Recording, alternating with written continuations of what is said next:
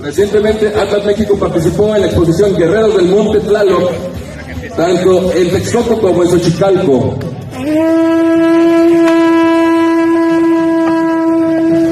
Para aquellos que quieren interesarse más en las artes de combate y tiro con los dardos y que tienen la capacidad de estar en la Ciudad de México, los invitamos cada sábado, están los compañeros presentes dando demostraciones, pero también talleres, estos talleres de tiro con lanzadardo, tiro con arco y sparring con macuahui. Tiro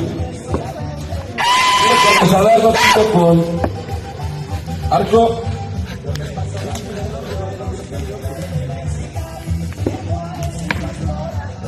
Cuicuilco a partir de las 11 de la mañana.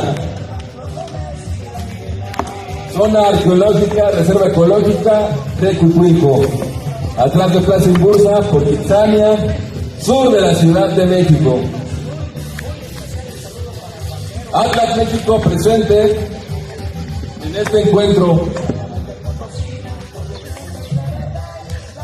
Punto.